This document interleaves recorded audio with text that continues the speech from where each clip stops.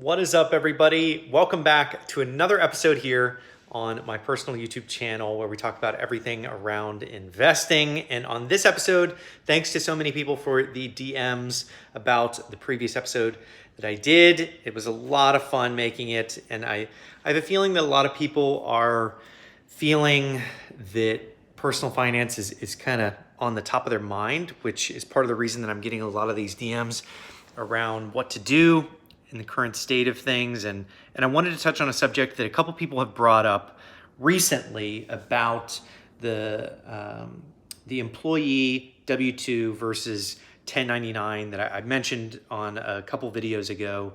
And I wanted to touch on that on this stream. So there's two different types of people in the world, and we're not talking about classes or anything like that. We're not talking about like parents or children, or we're not talking about anything like that. We're talking about employees and business owners, two different types of people. And this is classified by the IRS and very much incentivized to do certain things. Employees, they pay income tax, and that floats the entire system, and it very much helps the system maintain.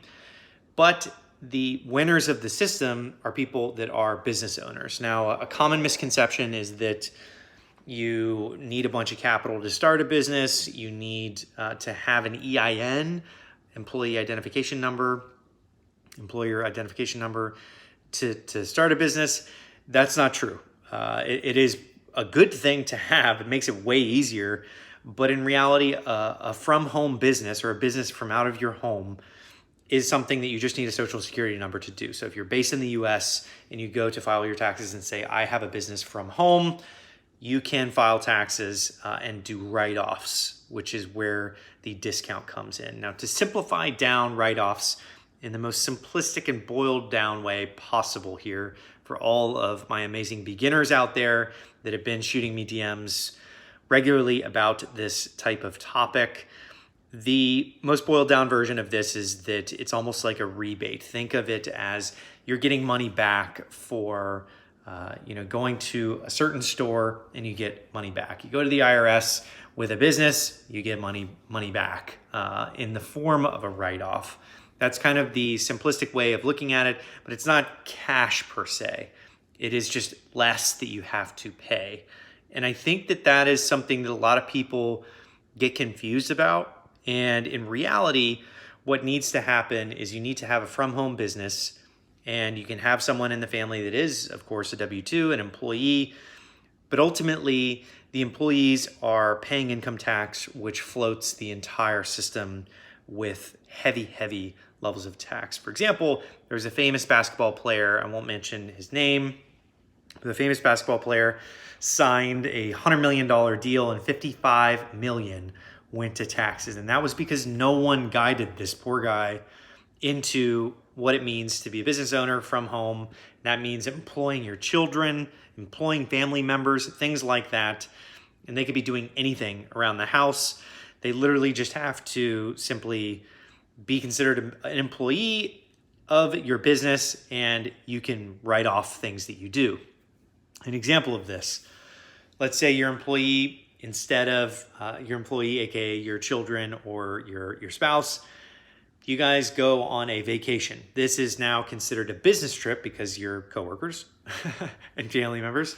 So a business trip, while you're on the business trip, be sure to talk about something around business, put it on a business credit card or debit card, and that is a write-off. So that's not a vacation, a family vacation per se, that is a business trip and a business expense.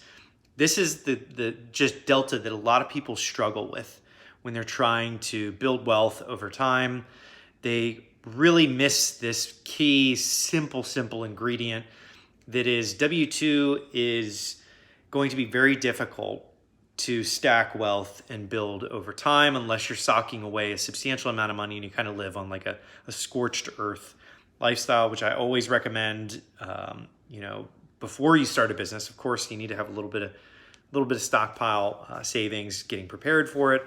But you never want to be in a situation where you're working all day, every day, as a W-2 employer without a side hustle of some kind to really help supplement and be able to write things off, like your phone bill, things that have to do with your household around the house.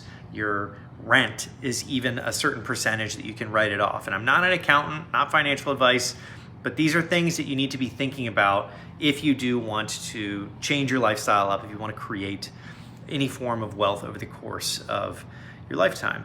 And I think there's also another key component that I wanted to touch on in a few minutes as a little bit of a finale. But for now, the mentality shift that I want to drive home here, and that a lot of people have messaged me about, is the ownership versus employee mentality is often like a horse being attached to a cart. And if you're riding your whole life attached to the cart, you have your blinders on because it's just stare straight forward, move the cart forward. Everybody together is moving the cart forward. And all of a sudden, a lot of times for example, with COVID that just happened and is currently happening as a global pandemic, you have people that all of a sudden lose their jobs, the cart's gone, the blinders are off, and they start looking around and they start seeing all these other horses that are running around doing all sorts of crazy things to make money online. They're making money in all these different ways, and it's a huge learning curve, and it can be very daunting. And that's why I bring this up now, is because it's more important than ever for you to have a business from home, something that you can use for deductions, so that you have the ability to sit down, create a YouTube channel, create a blog, buy a business on Flippa, take my investing course on how to buy and sell websites, things like that, just basic stuff to really build up just some sort of business. Because often, even if the business only makes a few $1,000s a year, the write-offs and the benefits just far, far outweigh not having one. And I always encourage people to check that out. So if you don't know how to get one started, check out LegalZoom. I'll link to that in the description below so you can go check that out.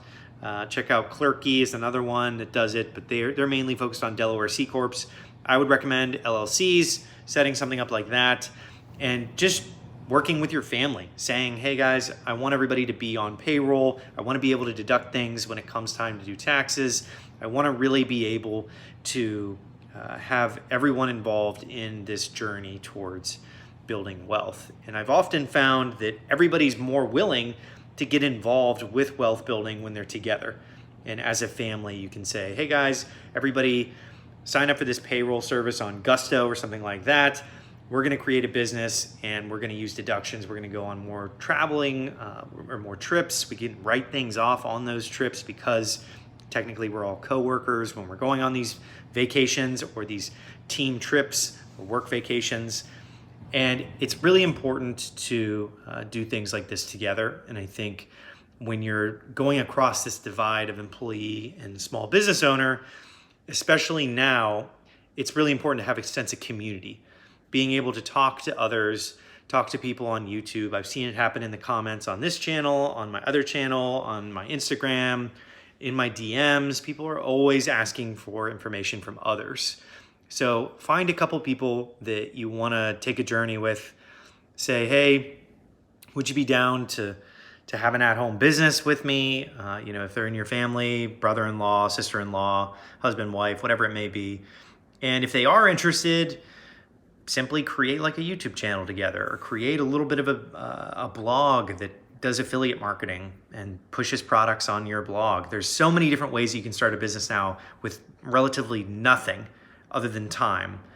It's super important to get started. So the finale for this episode, a lot of people asked me last time what the most fun I've had while investing in various different types of assets. And hands down, without a doubt, the most fun that I've had has been investing in real estate, hands down. And that is because I'm a software guy. I love computers. I've made a career out of building software and running software businesses. But working with real estate and working with your hands just provides me with something that I didn't get before with software. And that's just the answer to the question that so many people have asked me, where they're like, hey, what is the coolest asset class you've invested in outside of Bitcoin? Because I'm a big fan of that. And I always revert back to real estate, because I think that it's just, you're providing a really valuable good to the marketplace that, gets a return, and you're able to help support people in the local community. I really like to rent to people that are natives to the area that I live in, because it just helps keep that community vibe going. Really nice properties, making sure they're upkept. And it's just something that's physical, tangible, things that I can touch, things that I can get my hands around and build. I feel a lot of passion and progress around that. So that's the answer to that question. And I appreciate everyone for your questions around the different types of asset classes. Now, that's not to say that I haven't enjoyed all the other assets that I've invested in all the way through crypto over the past 7 years, and all the different types of peer-to-peer lending that I've done. I think that there's a ton of different asset classes out there that you can make a good return on, but far and away for me personally, it has been real estate investing, just because of the hands-on approach to it is much different than I've ever experienced before. So that is it for this stream. I hope you guys found some value in it. Start a business from your home so you can write everything off.